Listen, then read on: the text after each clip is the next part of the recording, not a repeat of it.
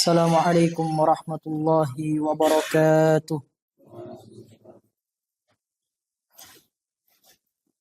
إن الحمد لله نحمده ونستعينه ونستغفره ونعوذ بالله من شرور أنفسنا وسيئات أعمالنا.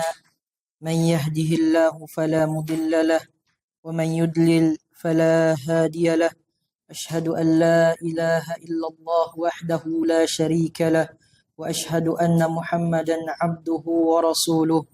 اللهم صل وسلم وبارك عليه وعلى آله وأصحابه أجمعين. أما بعد، يا أيها الذين آمنوا اتقوا الله حق تقاته ولا تموتن إلا وأنتم مسلمون. يا أيها الناس اتقوا ربكم الذي خلقكم من نفس واحدة وخلق منها زوجها وبث منهما رجالا كثيرا ونساء واتقوا الله الذي تساءلون به والأرحام إن الله كان عليكم رقيبا. يا أيها الذين آمنوا اتقوا الله وقولوا قولا سديدا يصلح لكم أعمالكم ويغفر لكم ذنوبكم ومن يطع الله ورسوله فقد فاز فوزا عظيما. فإن أصدق الحديث كتاب الله وخير الهدي هدي محمد صلى الله عليه وسلم وشر الأمور محدثاتها وإن كل محدثة بدعة وكل بدعة ضلالة وكل ضلالة في النار والعياذ بالله. Ikhwan yang dirahmati oleh Allah Subhanahu wa taala, alhamdulillah kembali lagi kita tidak putus-putusnya memuji dan memuja Allah Subhanahu wa taala atas limpahan rahmatnya, limpahan kasih sayangnya, limpahan nikmatnya, nikmat iman, nikmat Islam, nikmat bermajlis ilmu yang senantiasa Allah Subhanahu wa taala berikan kepada kita semua. Dan cukuplah menuntut ilmu merupakan mengambil bagian dari peninggalan para nabi-nabi Allah Subhanahu wa taala. Karena nabi-nabi Allah Subhanahu wa taala tidaklah mewariskan harta benda kepada ahli warisnya, kepada orang yang ditinggalkannya, walakin warrasul ilm, akan tetapi mereka mewariskan ilmu. Man akhadaha wa man akhadahu akhadha bil haddil wafir. Siapa yang mengambil bagian darinya, sungguh dia telah mengambil bagian yang sangat besar dari yang telah ditinggalkan oleh nabi-nabi Allah Subhanahu wa taala, yang ditinggalkan oleh Nabiullah Muhammad sallallahu alaihi wasallam. Dan cukuplah dengan berusaha untuk mempelajari hak-hak Allah Subhanahu wa taala, mempelajari hak-hak nabinya Nabiullah Muhammad sallallahu alaihi wasallam, mempelajari agama kita yang mulia, bagaimana kita mengamalkannya, bagaimana kita menegakkan syariat-syariat Allah Subhanahu wa taala di dalam kehidupan sehari-hari. Semoga kita termasuk yang Allah Subhanahu wa taala kehendaki kebaikan kepadanya. May yuridillahu bihi khairan yufaqqihhu fid din. Siapa yang Allah Subhanahu wa taala kehendaki kebaikan atasnya, maka niscaya Allah Subhanahu wa taala akan memahamkannya terhadap agama yang mulia ini. Sebelumnya, ikhwan dirahmati oleh Allah Subhanahu wa taala, kita telah mempelajari bersama tentang wasiat Allah Subhanahu wa taala di dalam surah Al-An'am ayat 151. Di dalam surah Al-An'am ayat 151. Ada yang masih ingat berapa wasiat Allah Subhanahu wa taala yang dijelaskan di dalam surat tersebut, di dalam ayat tersebut? Ada 5 wasiat. Nah, ada 5 wasiat.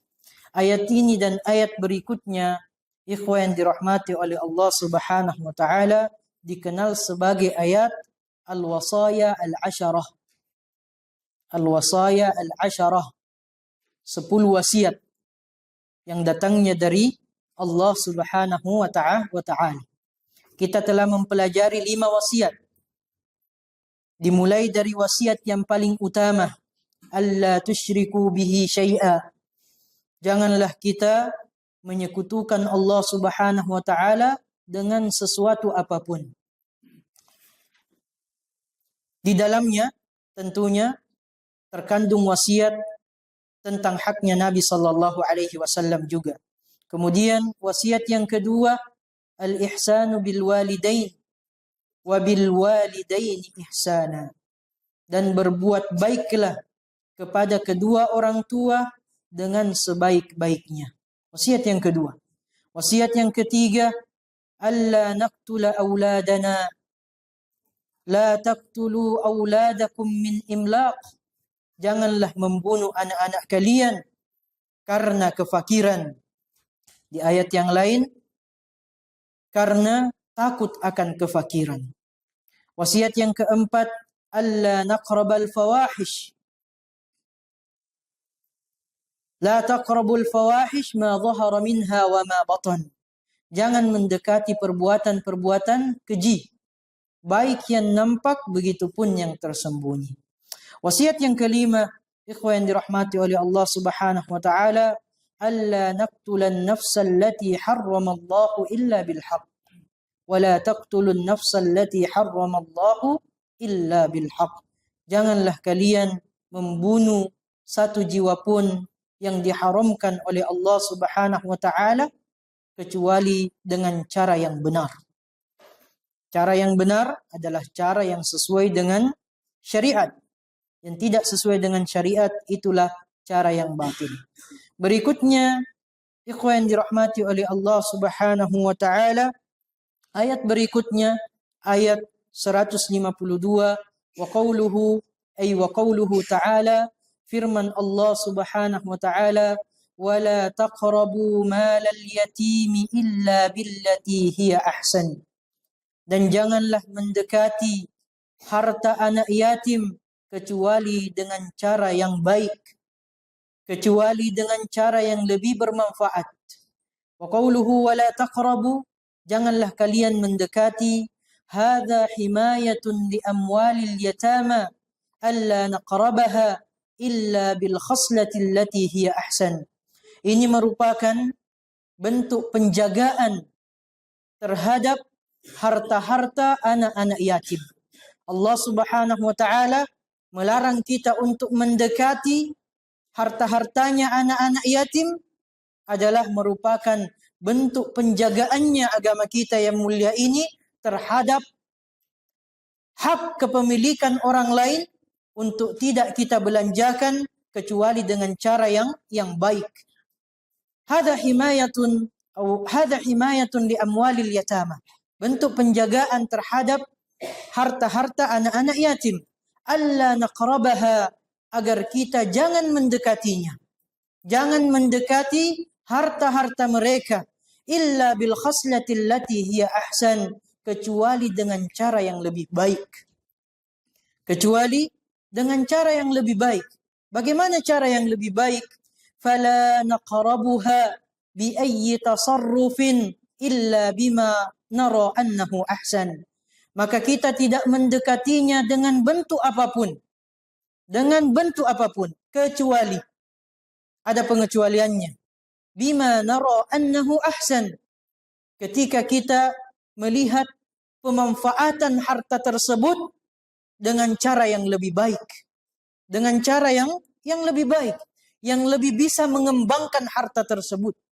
Yang lebih bisa mendatangkan keuntungan yang lebih besar. Makanya faida laha lil waliyyi tasarrufan. Apabila walinya anak yatim tersebut melihat ada dua cara di dalam memanfaatkan harta tersebut. Ada dua cara di dalam memanfaatkan harta tersebut. Dan dua cara tersebut dua-duanya dibolehkan. Ahaduhuma aktsaru ribhan.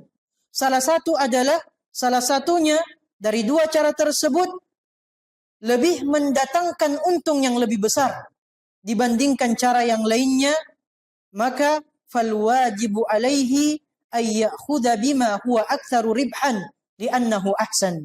Maka wajib baginya untuk memanfaatkan cara yang pertama, cara yang bisa mendatangkan keuntungan yang lebih besar. Ini salah satu makna dari kalimat ahsan, itu yang lebih baik. Itu yang lebih baik. Wal hasan awal husn, ikhwan dirahmati oleh Allah Subhanahu wa taala, cara yang baik yang disebutkan oleh Allah Subhanahu wa taala, illa billati hiya ahsan, huna yashmalu, meliputi dua hal. Meliputi kebaikan yang sifatnya duniawi dan meliputi kebaikan yang sifatnya ad-dini atau al-ukhrawi. Jadi dua-duanya termasuk yang disebutkan oleh Allah Subhanahu wa taala di dalam ayat yang mulia ini. Baik sifatnya kebaikan yang sifatnya duniawi, begitupun yang sifatnya ad-dini atau syar'i. Maka kemudian contoh yang kedua, fa idza laha tasarrufan. Ketika walinya anak yatim tersebut melihat ada dua cara untuk mengembangkan harta tersebut, ahaduhuma aktsaru ribhan. Salah satunya sama dengan yang tadi. Salah satu cara yang bisa ditempuh dengan menghasilkan keuntungan yang lebih besar. Dengan menghasilkan keuntungan yang lebih besar. Wa fihi riba. Tapi ada riba di dalamnya. Ada riba di dalamnya. Wal akhar, cara yang kedua, aqallu ribhan. Lebih sedikit keuntungannya dibandingkan yang pertama. Tetapi tidak ada perkara yang diharamkan di dalamnya. Fahuwa aslamu minar riba. Yang lebih selamat dari riba. Tidak ada perkara yang diharamkan di dalamnya. Maka yang mana yang didahulukan? Fanuqaddimul akhir. Maka walinya anak yatim tersebut harus mendahulukan yang kedua. Meskipun lebih sedikit keuntungannya, tetapi tidak ada perkara haram di dalamnya. Kenapa? Li'annal husna syar'i muqaddamun ala husni ad-dunyawi al-maddi. Karena kebaikan yang sifatnya syar'i, yang sifatnya dini, yang sifatnya ukhrawi, jauh lebih didahulukan dibandingkan kebaikan yang sifatnya duniawi, yang sifatnya materi. Ad-dunyawi al-maddi. Nah, jadi tapi kalau misalnya kedua-duanya lebih menguntungkan dan tidak ada perkara yang diharamkan di dalamnya, maka tetap diambil kebaikan duniawinya, begitupun diambil kebaikan ukhrawinya. Hanya dikedepankan kebaikan ukhrawi ketika kedua-duanya saling berhadapan dan harus memilih salah satu dari keduanya. Jadi ikhwan dirahmati oleh Allah Subhanahu wa taala, kita melihat bagaimana agama kita yang mulia ini betul-betul mengatur perkara terkait dengan harta dengan sebaik-baiknya. Dengan sebaik-baiknya. Bahkan berkenaan dengan harta anak yatim, tidak boleh didekati kecuali dengan cara yang baik. Dan ketika tiba masanya, makanya Allah Subhanahu wa taala melanjutkan hatta yablugha asyuddah, sampai dia mencapai usia dewasa. Sampai anak yatim tersebut mencapai usia dewasa. Hatta di sini sampai harfu ghayah, huruf yang menunjukkan tujuan atau pembatasan. Tujuan pembatasan. Artinya, fama ba'daha mukhalifun lima qablaha. Hukum yang disebutkan setelah kalimat hatta berbeda dengan sebelum kalimat hatta. Artinya, manfaatkan harta tersebut sebelum waktunya. Sebelum mereka dewasa. Kembangkan harta tersebut. Berbeda hukumnya ketika mereka sudah dewasa. Berbeda hukumnya ketika mereka sudah dewasa. Kita akan mempelajari bersama, maka hukumnya tersebut harus diberikan harta tersebut kepada anak yatim tersebut. Dengan beberapa catatan. Maka di sini disebutkan ai idza balagha ashuddahu, ketika mereka mencapai usia dewasa. Fa innana nadfa'uhu ilaih, maka wajib bagi kita untuk menyerahkan harta tersebut kepadanya. Wajib bagi kita untuk menyerahkan harta tersebut kepadanya, kepada anak yatim tersebut. Tapi ada beberapa catatan ikhwan dirahmati oleh Allah Subhanahu wa taala yang dituliskan oleh Syekh Muhammad ibn Saleh Al-Utsaimin di sini. Ba'da an nakhtabirahu, setelah kita mengujinya. Jadi dia dewasa, kemudian setelah dia dewasa, kita harus mengujinya terlebih dahulu.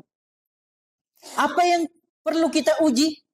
Nanzuru fi husni tasarrufihi.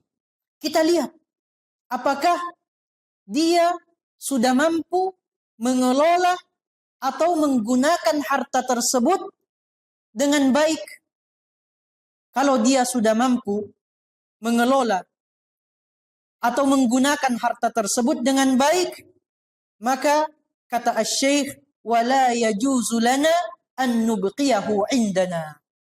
Tidak boleh bagi kita sebagai walinya, haram bagi kita sebagai walinya untuk menahan harta tersebut diberikan kepada anak yatim tersebut. Wa makna asyuddah, makna dari kalimat asyuddah, hatta yablughu asyuddah, artinya dewasa. Apa makna dewasa? Quwwatahu al-aqliyah wal badaniyah. Dia sudah kuat secara akal, begitupun secara fisik. Dia sudah kuat secara akal, begitupun secara fisik. Wal khitabu huna, dan khitabnya di ayat yang mulia ini, ikhwan dirahmati oleh Allah Subhanahu wa taala, kesepakatan ulama menyebutkan bahwa li auliya'il yatama, ditujukan kepada para wali-walinya anak-anak yatim. Perintah ini ditujukan kepada para wali-wali dari anak-anak yatim. Sebagian ulama, sebagian dari ahli ilmu menyebutkan aulil hakim. Bisa juga khitabnya, perintahnya ditujukan kepada hakim. Ala qawli ba'di ahli ilm. Menurut pendapat sebagian ahli ilmu. Jadi hatta yablugha asyuddah, sampai dia dewasa secara akal, dewasa secara fisik. Wal muradu bihi huna, dan yang dimaksud dengan dewasa di ayat yang mulia ini, al-ashaddu alladhi yakunu bihi at-taklif. Dewasa di mana dia sudah wajib untuk mengerjakan perintah syariat. Dia sudah mukallaf. Dan ciri-ciri mukallaf, ciri-ciri balik, ikhwan dirahmati oleh Allah Subhanahu wa taala, di sini disebutkan ada 3 ciri-cirinya yang muttafaqu alaih.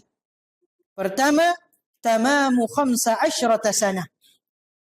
Umurnya sudah sampai 15 tahun. Ciri-ciri dewasa, ciri-ciri balik. Umur anak tersebut sudah sampai 15 tahun. Atau yang kedua, imbatul ana, tumbuh bulu-bulu kemaluan atau bulu-bulu di sekitar kemaluannya. Ciri-ciri yang ketiga adalah al-inzal, mimpi basah. Mimpi basah. Al-inzal lebih banyak dimaknakan sebagai mimpi basah, tetapi maknanya umum. Maknanya umum, sudah bisa keluar air maninya. Ini disepakati oleh ulama, ikhwan dirahmati oleh Allah Subhanahu wa taala. Sebelumnya pernah ada yang bertanya tentang perkara ini, maka perlu mungkin untuk kita jelaskan sedikit lebih detail tentang tanda-tanda balik, baik bagi anak laki-laki, begitupun bagi anak perempuan. Bagi anak laki-laki dan perempuan, kalau tadi dimulai dari 15 tahun, kemudian imbatul anah, tumbuh bulu-bulu yang lebat di area kemaluannya, kemudian al-ihtilam atau al-inzal, mimpi-mimpi basah. Maka sebenarnya yang paling pertama tanda-tandanya adalah ihtilam. Yang paling pertama tanda-tandanya adalah ihtilam. Meskipun umurnya belum sampai 15 tahun, kalau dia sudah mimpi basah, maka dia sudah dewasa. Dia sudah dewasa. Allah Subhanahu wa taala berfirman di dalam surah An-Nur ayat 59, "Wa idza balagal atfalu minkumul huluma falyasta'dhinu kama sta'dzana alladhina min qablihim." Dan apabila anak-anakmu telah ihtilam, telah balagal hulum, telah mimpi basah, maka hendaklah mereka meminta izin seperti orang-orang yang sebelum mereka meminta izin. Dan dimaksud di sini meminta izin ketika ingin masuk ke kamar orang tuanya, karena dia sudah dewasa. Berbeda ketika dia masih belum dewasa. Ini perlu diajarkan kepada anak-anak kita, adab yang mulia ini. Ketika mereka dewasa, ingin masuk rumah harus izin. Apalagi ingin masuk kamar orang tuanya harus izin. Sebagaimana orang-orang lain izin ketika ingin memasuki rumah orang lain. Nah, kemudian Nabi Shallallahu Alaihi Wasallam bersabda, sebagaimana dari sahabat yang mulia Abu Sa'id Al-Khudri radhiyallahu taala anhu, "Al-ghuslu yaumal jum'ah wajibun ala kulli muhtalim." Mandi hari Jumat itu wajib bagi setiap orang yang telah mengalami ihtilam. Orang yang telah berjima, orang yang bermimpi basah, maka wajib baginya untuk mandi. Istidlalnya adalah dia sudah dibebani beban syariat wajib untuk mandi basah. Artinya dia sudah dewasa. Artinya dia sudah dewasa. Dan Nabi Shallallahu Alaihi Wasallam bersabda di hadis yang lain dari sahabat yang mulia Ali bin Abi Thalib radhiyallahu taala anhu, "Rufi'al qalamu an thalathatin." Diangkat pena dosa dari 3 golongan. Anin naimi hatta yastayqid, orang yang tidur sampai dia bangun. Wa anis sabiyyi hatta yahtalim, dari anak kecil sampai dia mimpi basah, sampai dia dewasa. Sampai dia dewasa. Wa anil majnuni hatta ya'qil, dari orang gila sampai dia berakal. Makanya Ibnu Qudamah rahimahullahu taala mengatakan di dalam kitabnya Al-Mughni, fa'awwaluha, tanda balik yang pertama. Tanda balik yang pertama, khurujul mani min kubulihi, keluarnya air mani dari kemaluannya. Wa huwal ma'ud dafiq, yaitu air yang memancar. Alladzi yukhlaqu minhul walad, yang darinya Allah Subhanahu wa taala menciptakan anak keturunan. Maka tanda yang pertama adalah khurujul mani. Tanda yang kedua, ikhwan yang dirahmati oleh Allah Subhanahu wa taala, imbatul 'ainah atau al-'ana, tumbuhnya rambut yang lebat, sedikit kasar, bukan yang halus ya, sedikit kasar di sekitar kemaluan. Ini berdasarkan hadis yang diriwayatkan oleh Atiyah Al-Qurazi pada saat dia masih kafir. Ketika Nabi Shallallahu Alaihi Wasallam berperang dengan Bani Quraizah, Atiyah Al-Qurazi bercerita, "Uridna 'ala Nabi Shallallahu Alaihi Wasallam yauma Quraizah." Pada perang Bani Quraizah, kami ditangkap dan dihadapkan kepada Nabi Shallallahu Alaihi Wasallam. fakana man ambata kutil. Saat itu orang-orang yang telah tumbuh bulu kemaluannya dibunuh. Wa man lam yumbit khuliya sabilah. Dan siapa yang belum tumbuh bulu kemaluannya dibiarkan hidup. Fakuntu, dan dia bercerita, mimman lam yumbit fakhuliya sabili. Dan aku termasuk orang-orang yang belum tumbuh bulu kemaluannya, maka aku pun dilepaskan pada saat itu. Makanya Ibnu Qudamah di kitab yang sama Al-Mughni bercerita, wa ammal imbat, adapun al-imbat, fahuwa ayyumbita asy-sya'ra al-khashan, tumbuh rambut kasar di sekitar haula dzakarir rajuli au farjil mar'ah, di sekitar kemaluan laki-laki begitupun perempuan, alladzi istahaqqa akhdhuhu bil Musa, yang hendaknya dibersihkan dengan pisau cukur. Sudah bisa dibersihkan dengan pisau cukur. Isabatus sunnah. Wa amma az-zaghb, adapun bulu-bulu halus. Bulu-bulu halus. Fala atibara bihi fa innahu yathbutu fi haqqis saghir. Maka itu tidak dianggap. Tidak dianggap. Bulu-bulu halus itu tidak dianggap karena itu tumbuh pada anak-anak kecil. Wa bihadza qala Malik wa Syafi'i fi qaulin. Inilah di antara pendapatnya Imam Malik, begitupun pendapatnya Al-Imam Syafi'i dalam satu pendapat mereka. Yang ketiga, genap berusia 15 tahun. Genap berusia 15 tahun. Jadi kalau dia belum mimpi basah, belum tumbuh juga bulu-bulu kemaluannya, di sekitar kemaluannya, tapi sudah berusia 15 tahun, maka dia sudah dewasa. Yang tadi, yang pertama dan kedua, kalau belum berusia 15 tahun. Nah, kalau sudah berusia 15 tahun, maka dia sudah dewasa. Namun, perlu dicatat, 15 tahun menurut kalender Hijriah. Bukan Masehi. 15 tahun menurut kalender Hijriah. Ini perlu sekali untuk kita pahami bersama. Karena lebih cepat kalender Hijriah dibandingkan Masehi. Jadi perlu kita tahu anak kita itu, lebih utama kita mengetahui tanggal kelahirannya, bulan kelahirannya, tahun kelahirannya berdasarkan kalender Hijriah dibandingkan berdasarkan kalender Masehi. Karena banyak hukum-hukum syariat yang akan berkenaan dengan hal tersebut. Salah satunya adalah berkaitan dengan umurnya. Kalau kita menghitungnya dengan kalender Masehi, kita terlambat, ikhwah. Dan dirahmati oleh Allah Subhanahu wa taala. Artinya dia sudah balik, namun dia bisa saja belum mengerjakan perintah-perintah syariat karena kita menghitungnya berdasarkan kalender Masehi. Ini berdasarkan hadis Nabi sallallahu alaihi wasallam dari sahabat yang mulia Ibnu Umar radhiyallahu taala anhu.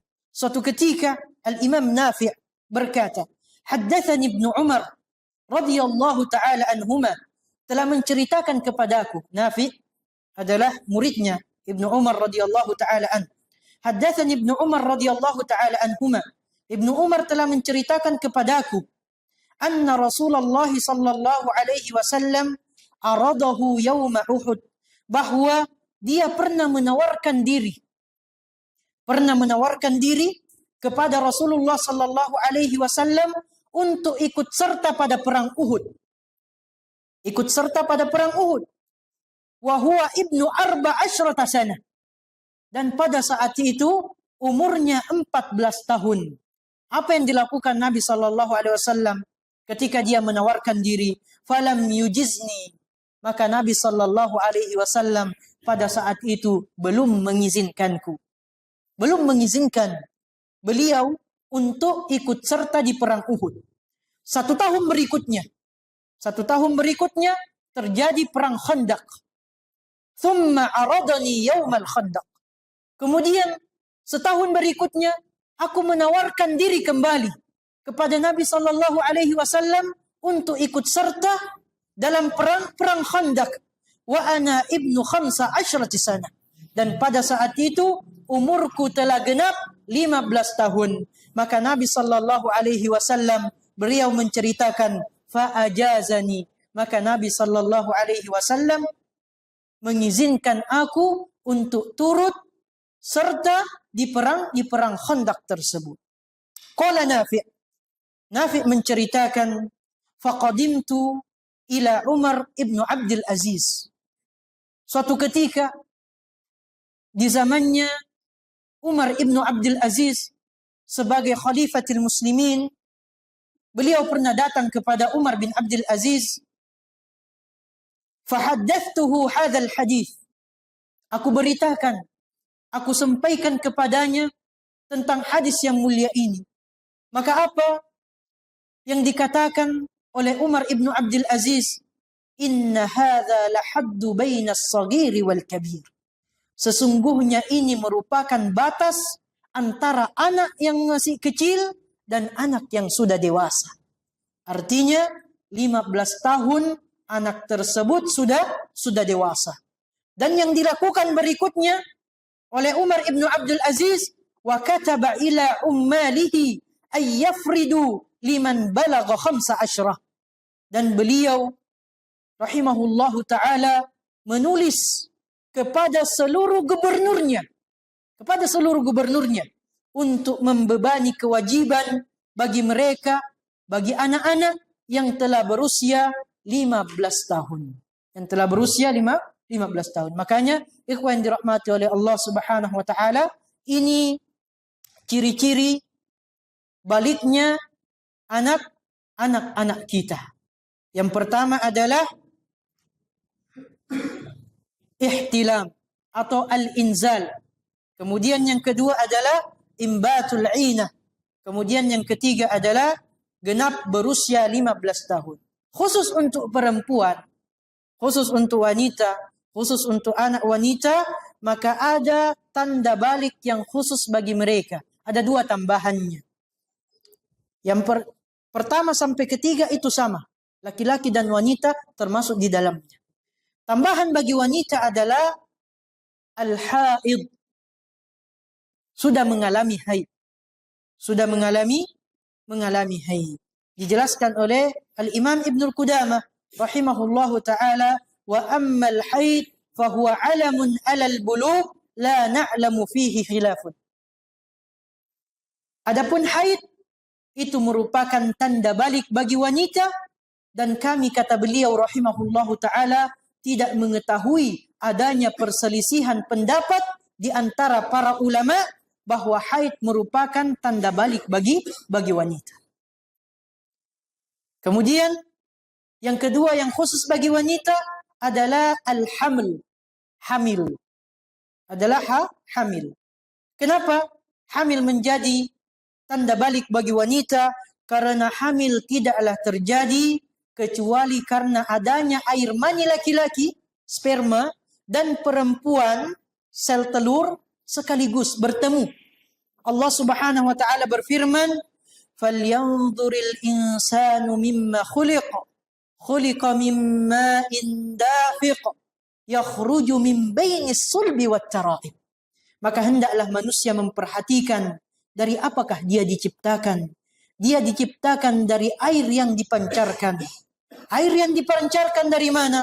Yang keluar dari antara tulang sulbi laki-laki dan tulang dada perempuan. Ibnu Qudamah rahimahullahu ta'ala menjelaskan tentang makna ayat tersebut.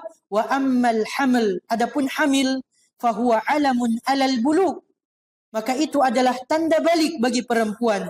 Lianna Allah ta'ala, karena Allah tabaraka wa ta'ala ajral adah annal walad la yukhlaku illa min ma'ir rajul wa ma'il mar'ah.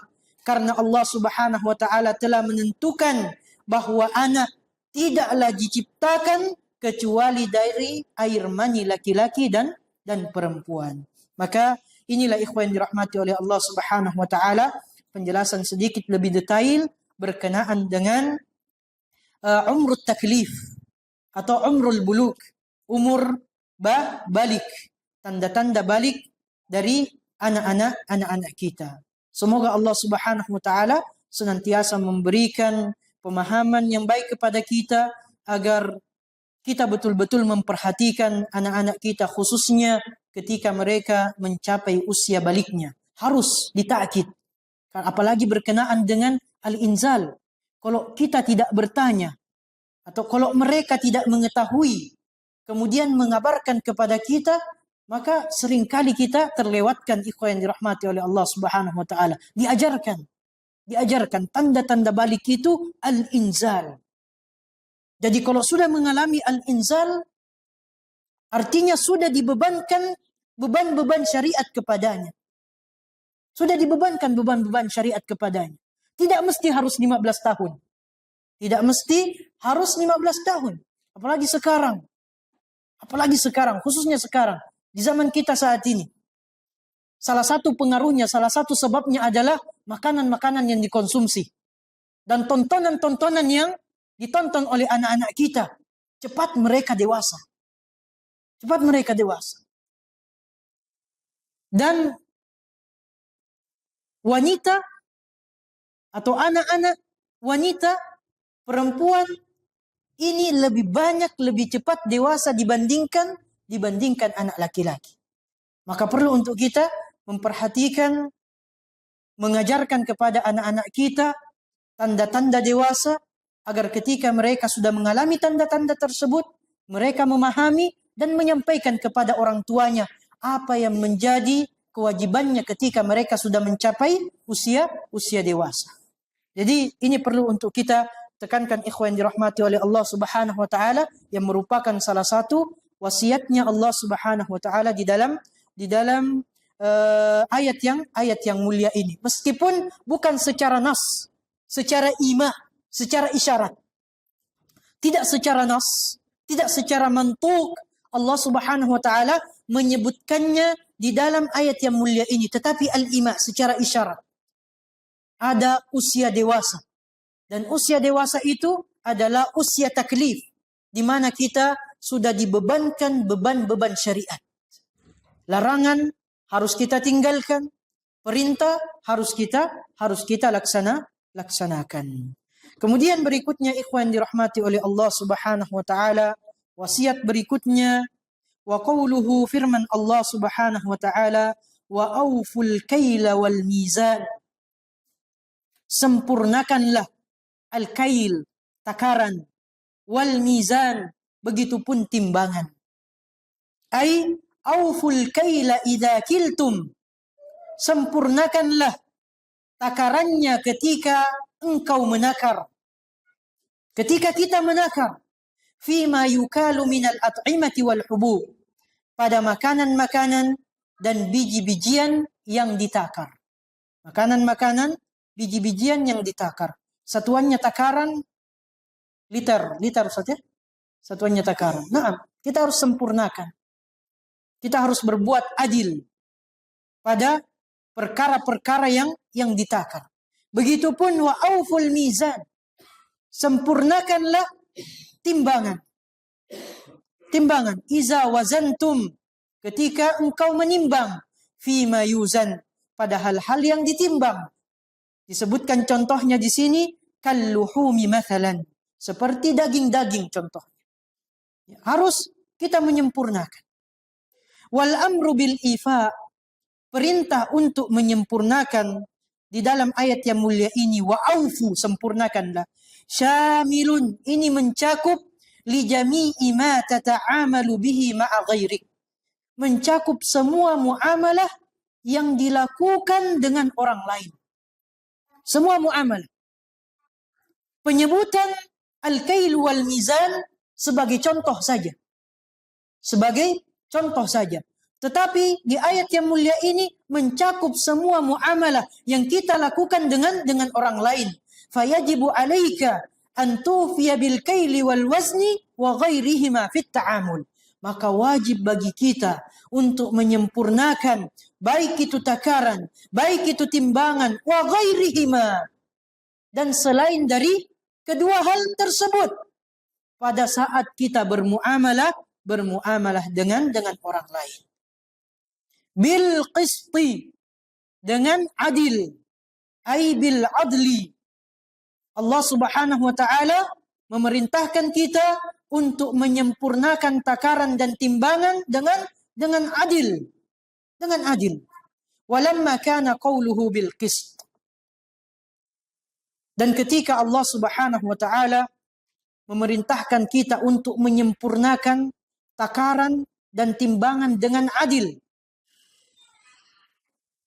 maka qad yashukku ba'd al-ahyan, terkadang untuk berlaku adil secara 100% pada takaran dan timbangan ini terkadang berat.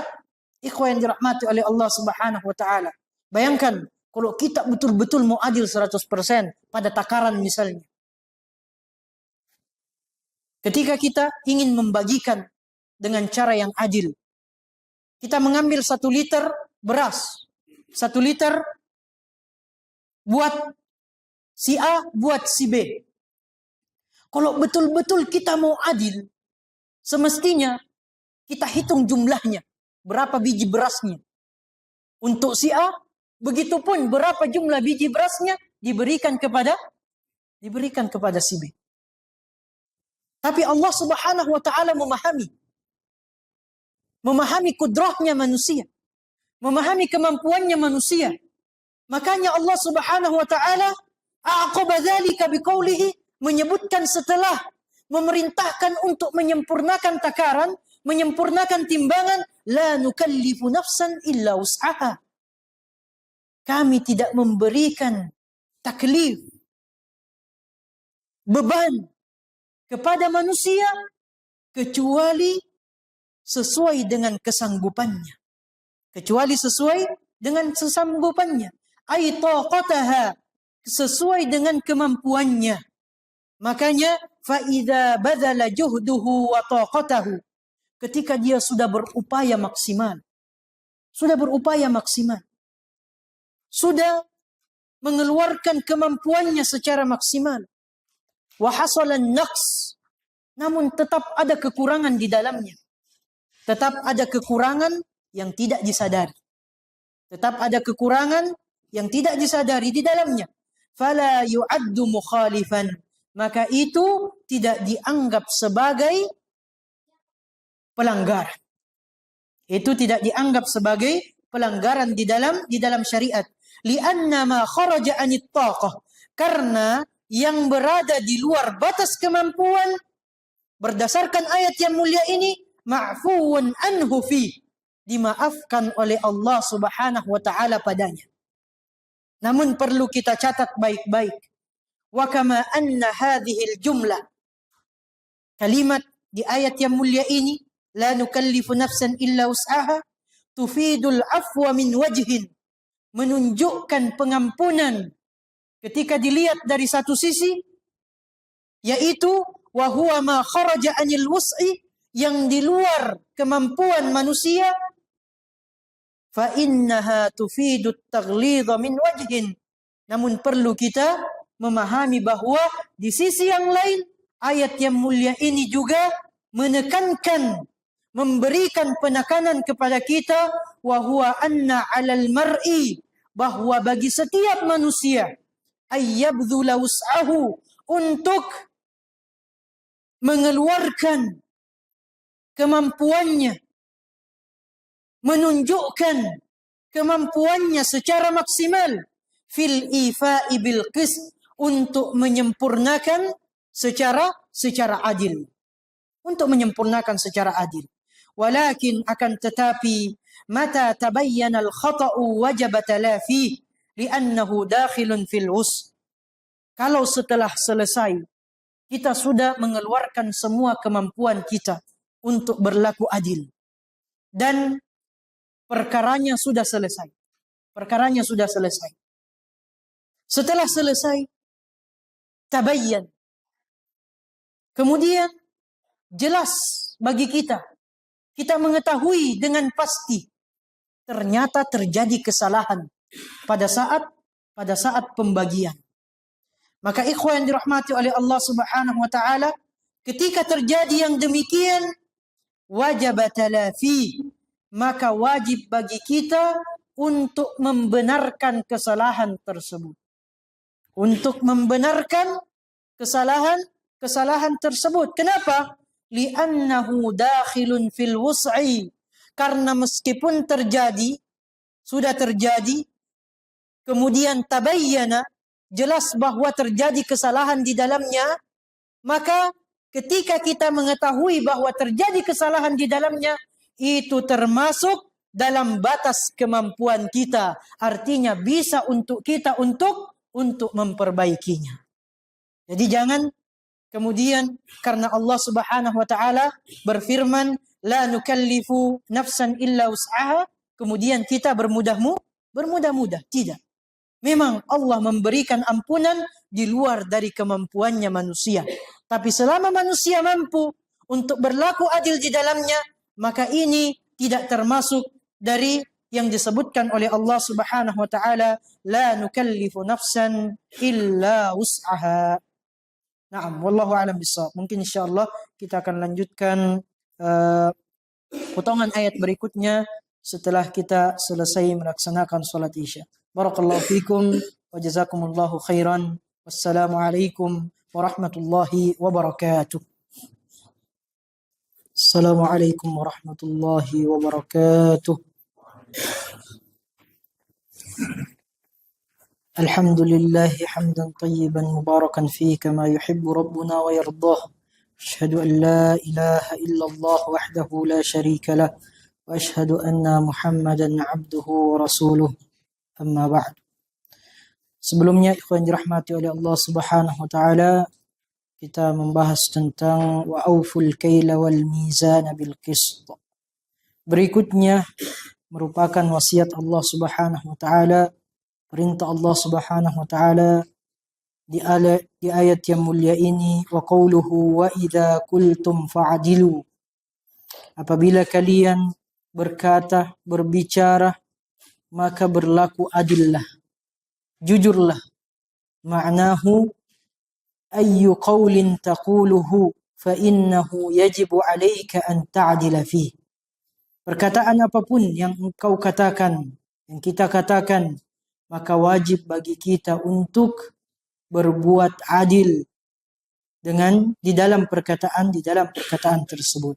Artinya kita harus jujur ketika berbicara. Sawa'un kana dzalika, meskipun berkenaan dengan linafsika ala ghairika. Ini yang pertama.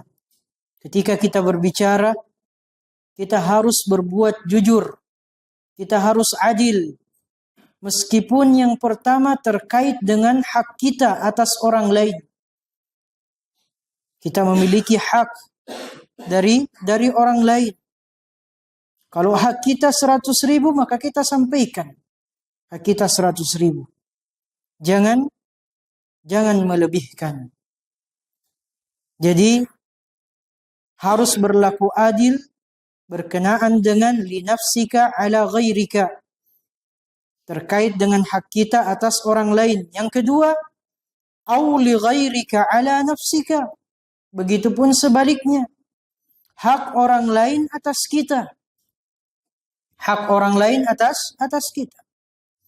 Kalau orang lain memiliki hak 100.000 kepada kita, artinya kita misalnya pernah berutang kepadanya, maka harus berlaku adil. Jangan mengurangi dari nilai tersebut. Kemudian yang ketiga, au li ghairika ala ghairika. Hak orang lain atas orang lain, atas orang yang lainnya. Ketika mungkin kita diminta untuk menjadi penengah, maka kita harus berlaku adil kepada mereka berdua. Au litahkuma bainan nas, memutuskan perkara di antara di antara manusia atau di antara dua orang. Maka pada perkara-perkara ini, ikhwan yang dirahmati oleh Allah Subhanahu wa taala, fal wajibul adl. Maka wajib bagi kita untuk berlaku adil. Wajib bagi kita untuk berlaku adil. Idzil adlu fil lughah, makna adil di dalam bahasa adalah al-istiqamah. Istiqamah atau lurus. Istiqamah, harus lurus. Harus adil. Ketika membagikan hak-hak orang lain. Ketika berkata. Wadidduhu, adapun lawannya, al-jur wal mail. Al-jur, kezaliman. Kezaliman wal mail, keberpihakan. Keberpihakan. Fala tamil yaminan wala shimalan. Orang istiqamah tidak condong kanan, tidak condong kiri. Lurus.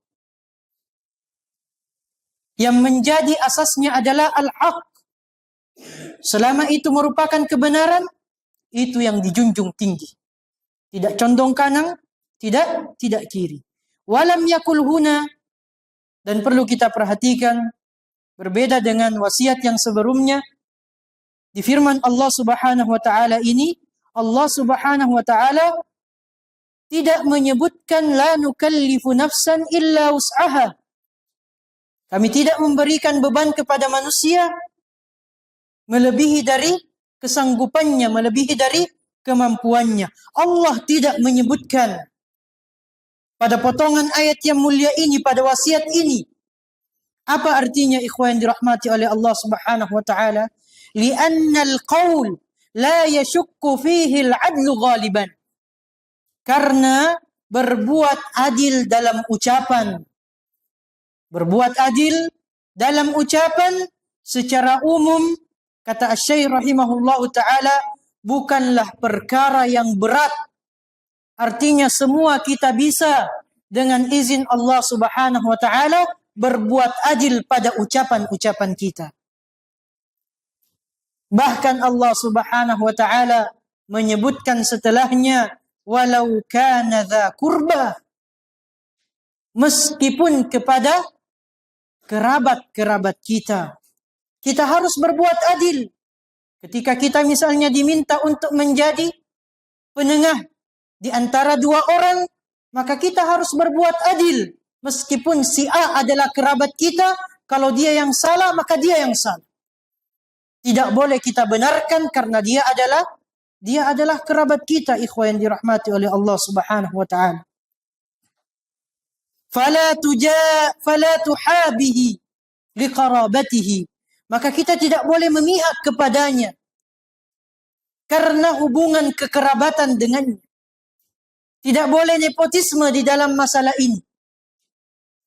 Mendahulukan dalam perkara yang harus kita berlaku adil kepada semuanya. Fatamila ma'ahu ala ghairihi min ajlih. Maka karena dengan hubungan kekerabatan, bisa jadi kita condong kepadanya karena dia merupakan kerabat kita. Ini tidak boleh. Faj'al amraka ila Allah azza wa jal alladhi khalaqaka. Maka kita harus menyerahkan semua urusan kita kepada Allah Subhanahu wa taala yang memerintahkan kita untuk fa'dilu, berbuat adil. Allah yang menciptakan kita. Wa amaraka bihadza. Allah yang memerintahkan kita untuk berbuat adil. Wa ilaihi sanarji'. Dan kita kelak akan kembali kepada Allah Subhanahu wa taala.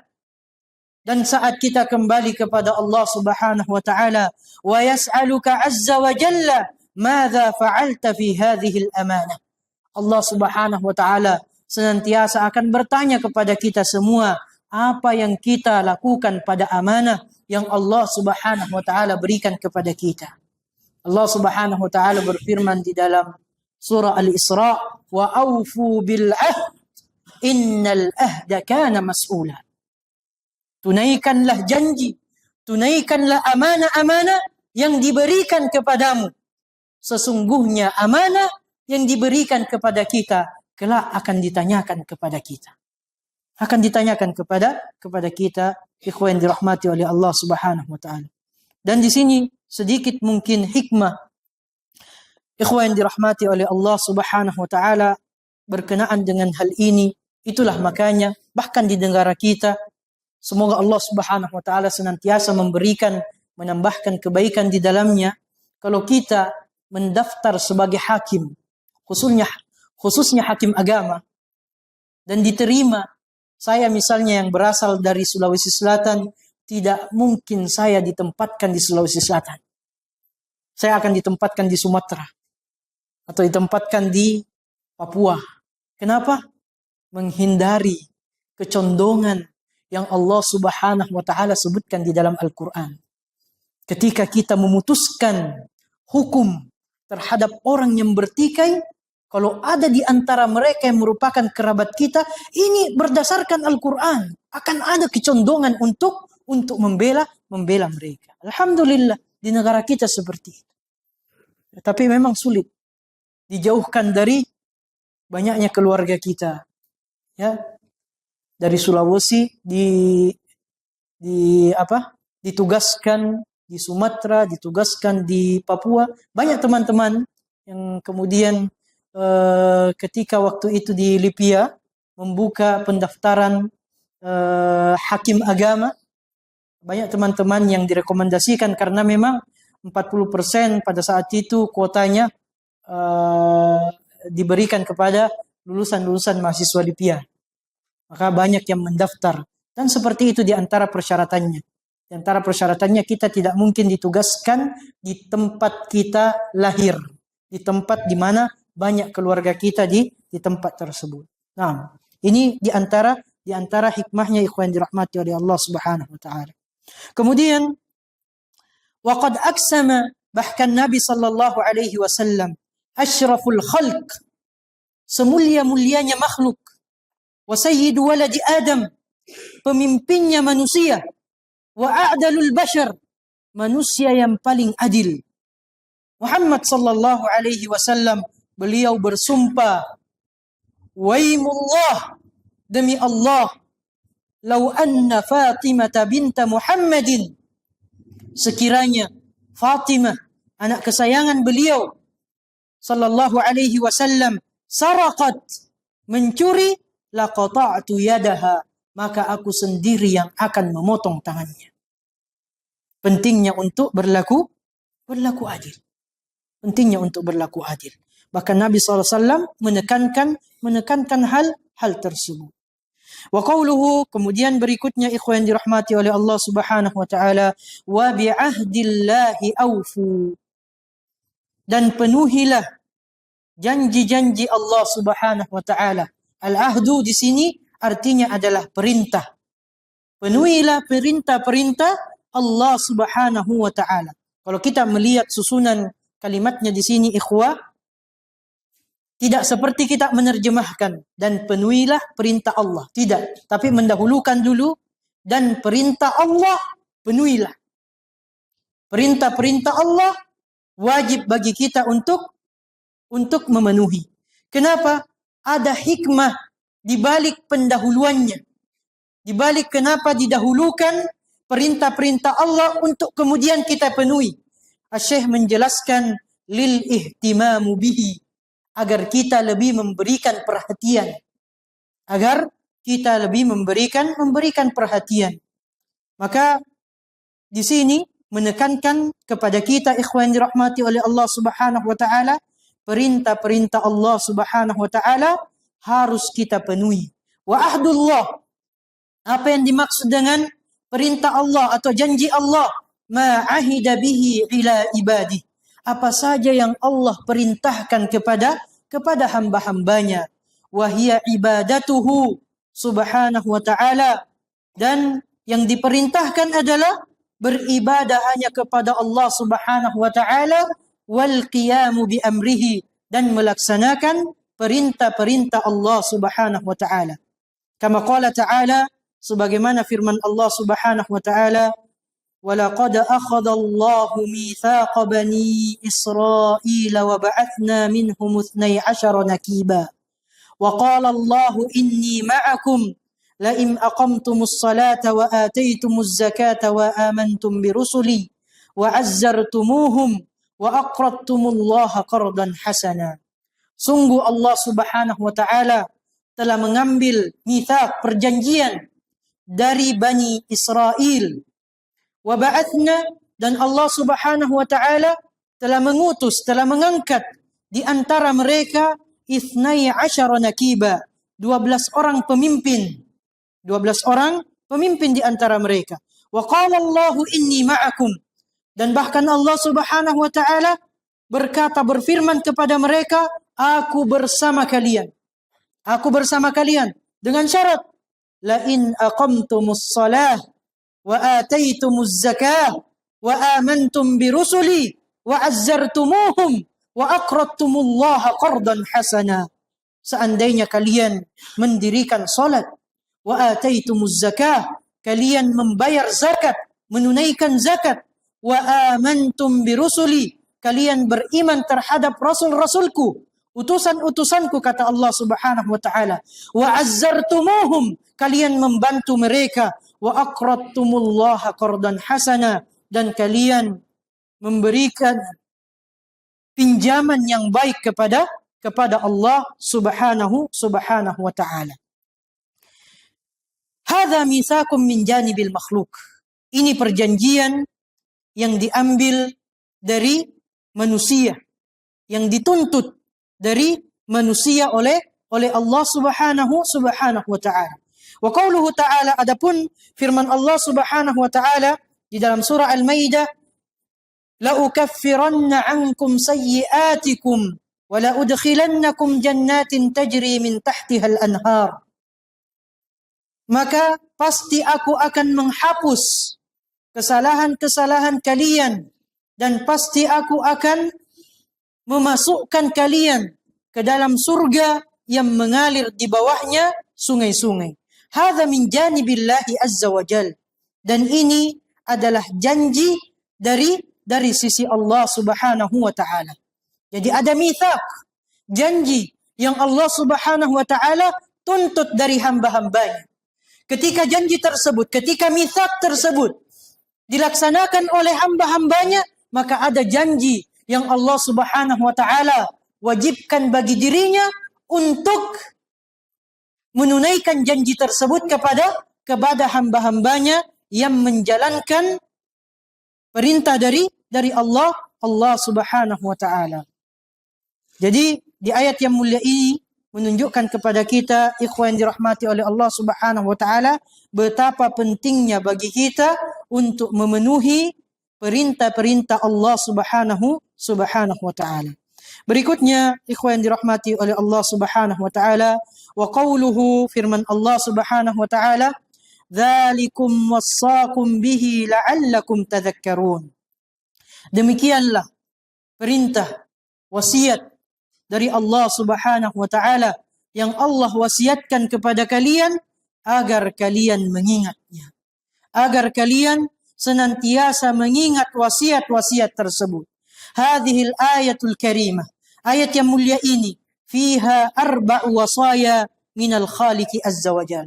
Ada 4 wasiat yang Allah Subhanahu wa taala sampaikan di dalamnya, di dalam ayat yang mulia ini. Wasiat yang pertama, ikhwan yang dirahmati oleh Allah Subhanahu wa taala, alla naqraba malal yatim illa billati hiya ahsan. Jangan mendekati hartanya anak yatim kecuali dengan cara yang baik, dengan cara yang bisa mengembangkan harta tersebut sesuai dengan tuntunan syariat, meskipun sifatnya adalah sifat dunia. Kemudian yang kedua, an-nufiyal kaila wal mizana bil qist, untuk menyempurnakan takaran dan timbangan secara adil. Ini wasiatnya Allah Subhanahu wa taala yang kedua di ayat yang mulia ini. Wasiat yang ketiga, an-na'dila idza kulna wa idza kultum fa'dilu. ketika kalian berbicara, ketika kalian berkata, maka hendaknya berbuat adil. Berbuat adil pada ucapan yang kita ucapkan. Ar-rabi'ah an-nufiya bi ahdillah. Kita melaksanakan perintah-perintah Allah Subhanahu wa taala. Wa bi ahdillahi aufu. Laksanakanlah semua perintah-perintah Allah Subhanahu wa taala. Wal ayatul ula fiha khamsu wasaya. Ayat yang pertama, ayat 151 ada lima wasiat. Ditambah dengan 4 wasiat di ayat ini. Saral jami' tis'a wasaya. Maka semuanya menjadi berapa? 9 wasiat. Ada 9 wasiat. Tsumma qala azza wa jalla. Kemudian Allah Subhanahu wa taala berfirman, "Wa anna hadza sirati mustaqiman fattabi'u." Di ayat berikutnya. Dan inilah jalanku yang lurus, maka hendaknya kalian mengikutinya. Hadhihi hiyal wasiyatu al-ashirah. Inilah yang merupakan wasiat yang ke-10. Wasiat yang ke-10. Inilah jalannya Allah. Hendaknya kalian mengikutinya. Wasiat yang ke-10. Faqauluhu wa anna hadza sirati. Ini merupakan jalanku. Ini memiliki 2 makna. Memiliki 2 kemungkinan makna. Makna yang pertama, makna yang khusus. Yahtamilu anna al-musyara ilaihi ma sabaq. Ini merupakan jalanku.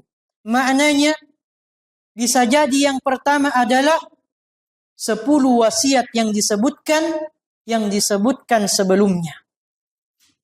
Jadi jalannya Allah adalah 10 wasiat yang disebutkan sebelumnya. Li'annahu law ta'ammalna. Karena kalau kita memperhatikan dengan baik wasiat-wasiat tersebut, ikhwan yang dirahmati oleh Allah Subhanahu wa taala, wajadtahu muhitan bisyar'i kullihi. Maka kita akan menemukan bahwa 10 wasiat tersebut sudah meliputi semua syariat Islam. Sudah meliputi semua syariat Islam. Tapi perlu diperhatikan, imma nassan wa imma ima'an. Baik itu secara nas, jelas disebutkan, jangan melakukan kesyirikan. Wabil walidaini ihsana. Begitupun secara al-ima, secara isyarat. Secara isyarat. Berkenaan dengan umur balik tadi, dengan 3 tanda-tandanya, itu tidak disebutkan secara nas di ayat yang mulia ini, tetapi secara isyarat ada di dalamnya. Secara isyarat ada di dalamnya. Maka ini kemungkinan yang pertama, penafsiran firman Allah Subhanahu wa taala, wa anna hadza sirati, inilah jalanku. Artinya khusus berkenaan dengan 10 wasiat yang disebutkan di ayat-ayat sebelumnya. Dan kemungkinan yang kedua, wa yuhtamalu anna al-murad, kemungkinan yang kedua adalah lebih umum. Yang dimaksud adalah ma ulima min dinillah. Apa yang kita ketahui, semua yang kita ketahui dari agama Allah Subhanahu wa taala. Semua yang berasal dari Allah Subhanahu wa taala. Semua sunnah-sunnahnya Rasulullah sallallahu alaihi wasallam. Ini yang dimaksud wa anna hadza sirati. Inilah yang merupakan jalannya Allah Subhanahu wa taala. Ai hadzal ladzi ja'akum bihi rasul. Ini yang datang dibawa oleh Rasulullah sallallahu alaihi wasallam, huwa sirati, itulah jalanku. Itulah jalanku, kata Allah Subhanahu wa taala, ai at-tariqul musilu ilaihi subhanahu wa taala. Jalan yang menyampaikan kita kepada Allah Subhanahu wa taala. Was-siratu yudafu ila Allah azza wa jalla wa yudafu ila salikihi. Jalan di dalam Al-Quran, kalimat as-sirat diidofahkan, disandarkan kepada Allah Subhanahu wa taala. Begitupun Di ayat yang lain disandarkan kepada yang berjalan di atas jalan tersebut. Fa fi qoulihi, contohnya firman Allah Subhanahu wa taala, siratal ladzina an'amta alaihim, jalan orang-orang yang engkau beri nikmat kepada mereka. Huna udifa ila Allah. Afwan, huna udifa ila salikihi. Di ayat yang mulia ini disandarkan kepada yang berjalan di atas jalan-jalan tersebut. Wa fi qoulihi ta'ala, dalam firman Allah Subhanahu wa taala yang lainnya di dalam surah Asy-Syura, siratillahi alladzi lahu ma fis samawati wa ma fil ard. Jalan Allah yang miliknya semua yang ada di langit dan di bumi. Maka di ayat yang mulia ini di dalam surah Asy-Syura, jalan disandarkan kepada Allah Subhanahu wa taala. Apa maknanya fa idafatuhu ila Allah azza wa jal? Ketika disandarkan kepada Allah azza wa jal, li'annahu musilun ilaih, karena jalan tersebut mengantarkan kepada Allah Subhanahu wa taala. Wa li'annahu huwa alladhi wada'ahu li ibadihi jalla wa ala, dan karena Allah Subhanahu wa taala yang menciptakan jalan tersebut bagi hamba-hambanya untuk sampai kepada Allah Subhanahu wa taala. Wa idafatuhu ila salikihi, adapun ketika Allah Subhanahu wa taala menyandarkan as-sirat, jalan, kepada yang berjalan di atasnya, kepada makhluk, li'annahum humul ladzina salaku, karena merekalah yang berjalan di atas jalan tersebut untuk sampai kepada ridhonya Allah Subhanahu wa taala. Wa qauluhu, berikutnya firman Allah Subhanahu wa taala, mustaqiman, mustaqim, hadhihi halu min sirat, inilah keadaan kondisi dari jalan yang disebutkan oleh Allah Subhanahu wa taala. Hala kaunihi mustaqiman la wijaja fihi fattabi'u. Kondisinya jalan tersebut adalah jalan yang lurus, bukan jalan yang bengkok, yang berbelok-belok. Maka pada jalan yang lurus tersebut, fattabi'u, ikutilah jalan tersebut. Wa qauluhu wala tattabi'us subul fatafarraqa bikum an sabilih, dan janganlah kalian mengikuti jalan-jalan yang lainnya yang dengannya kalian akan bercerai-berai dari jalan yang benar, dari jalannya Allah Subhanahu wa taala. As-subul ay at-turuq, jalan-jalan al-multawiyah, yang bengkok, al-kharija anhu, yang keluar dari jalan yang lurus. Wa tafarraqa di ayat yang mulia ini, fatafarraqa fi'lun mudhari'un mansub. Jadi dia adalah fi'lul mudhari', kata kerja yang akan datang, yang berharokat fathah, tafarraqa bi an. Kenapa? Karena ada an ba'da fa'i as-sababiyah, ba'da fa'i as-sababiyah takdirnya. Lakin hudhifat minhu ta'ul mudhari'ah, tapi di ta'nya dihapuskan di awal karena semestinya tatafarraqa, tapi Allah fatafarraqa, dihilangkan ta'nya yang pertama. Wa asluha tatafarraqa ay annakum idza ittaba'tum, maknanya adalah bahwa kalian ketika mengikuti jalan-jalan yang lain di luar dari jalan yang lurus, tafarraqat bikum an sabilih, maka kalian akan berpecah belah dari jalan yang benar, dari jalannya Allah Subhanahu wa taala. Wa tashattatat, kalian akan menjauh, kalian akan terpecah belah disebabkan oleh hawa nafsu dan akan jauh dari jalan-jalan yang benar. Dan di sini ada hikmah yang disampaikan oleh Asy-Syaikh, ikhwan yang dirahmati oleh Allah Subhanahu wa taala. Allah Subhanahu wa taala menyebutkan di sini as-subul, artinya jamak, jamak dari kalimat sabilun, sabilani, subulun. Artinya jalan-jalan, bukan cuma satu jalan saja. Wa fit tariq allati adhafaha Allah ila nafsi. Adapun jalan yang Allah sandarkan kepada dirinya, yaitu jalan lurus, Allah Subhanahu wa taala menyebutkan dengan mufrad, sabilihi. Satu saja. Jalan-jalan yang memecah belah banyak, subul, jalan-jalan.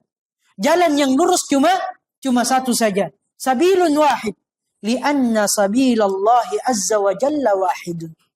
Karena jalannya Allah, yaitu jalan yang lurus, jalan yang benar, hanya satu saja.